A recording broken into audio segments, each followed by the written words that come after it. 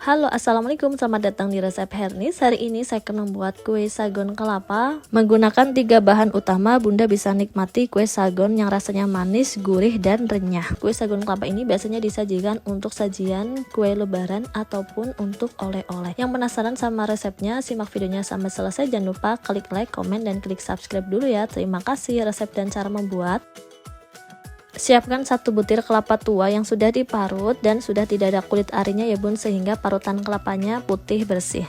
Sangrai kelapa parut selama 10 menit saja ya bun, supaya kadar airnya berkurang. Kelapa disangrai jangan terlalu lama supaya kelapanya tidak kering, karena membuat sagon kelapa saya tidak menambahkan air untuk tambahan ya bun. Saya hanya menggunakan air dari kandungan parutan kelapa. Pernah saya coba membuat kue sagon, saya tambah air untuk adonannya. Ketika matang, kue sagonnya tidak renyah tapi keras gitu bun. Jadi cukup menggunakan air dari kandungan parutan kelapa saja ya.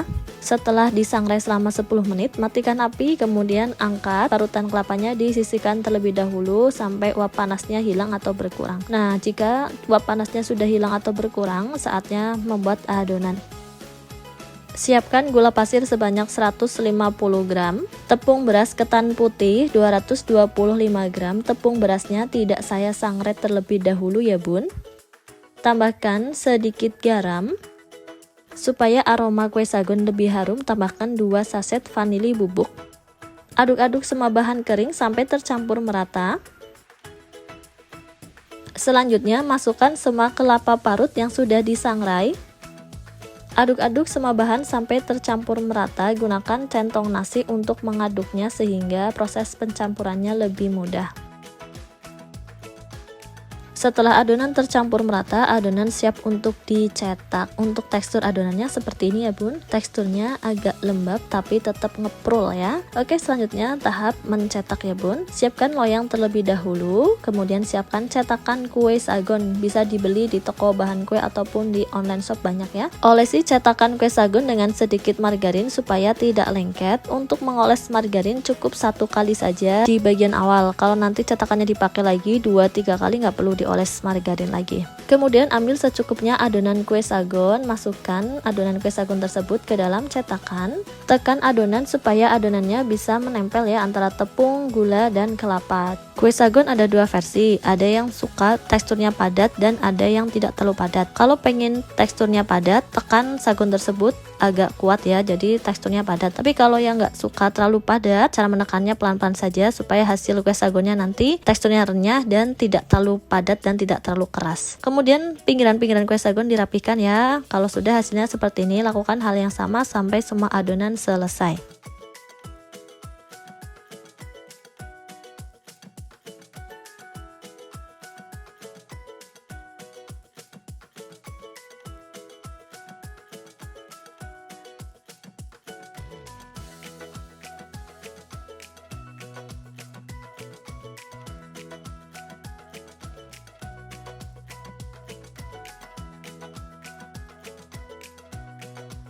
Jika adonan kue sagon sudah selesai dicetak, adonan kue sagon siap untuk dipanggang. Panggang sampai warnanya kecoklatan. Saya pakai suhu 150 derajat Celcius, api atas bawah selama 25 menit, atau sesuaikan dengan oven masing-masing di rumah. Oven yang digunakan jangan lupa dipanaskan terlebih dahulu sekitar 10 menitan supaya ketika adonannya masuk, ovennya sudah panas.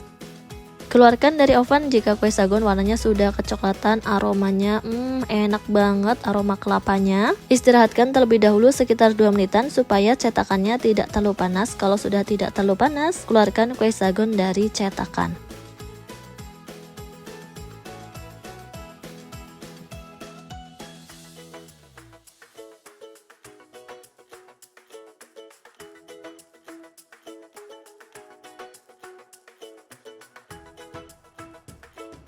Setelah kue sagon selesai dikeluarkan dari cetakan, cetakan kue sagon bisa digunakan untuk memanggang sisa adonan dari kue sagon. Semua adonan kue sagon sudah selesai di oven, hasilnya sebanyak ini. Lumayan banget ya bun, menggunakan 1 butir kelapa, hasilnya bisa sebanyak ini. Istirahatkan terlebih dahulu kue sagon supaya kue sagonnya tidak panas, baru nanti dikemas. Setelah kue sagonnya sudah tidak panas, kemas kue sagon menggunakan toples yang ada di rumah. Saya menggunakan toples ukuran 600 ml dan ukuran 750 ml. Tata kue sagon ke dalam toples tersebut.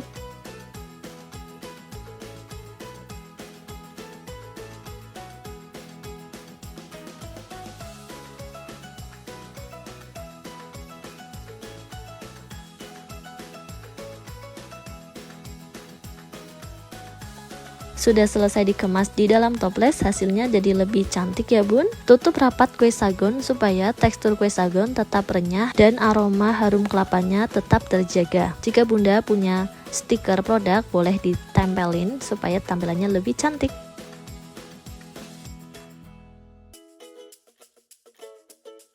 Satu resepnya menghasilkan 2 toples ukuran 600 ml dan 750 ml. Di belakang masih ada sisa sekitar 4 buah kue sagon yang belum masuk ke dalam toples. Oke, yang penasaran sama rasa kue sagon, saya akan coba dulu. Bismillahirrahmanirrahim. Ini kalau bunda ngovennya tidak sampai kecoklatan, warnanya masih putih seperti ini. Ketika dimakan rasanya renyah tapi nggak renyah banget. Beda kalau oven sampai warnanya kecoklatan ya. Teksturnya tuh garing banget dan ini renyah. Aroma kelapanya pun enak banget.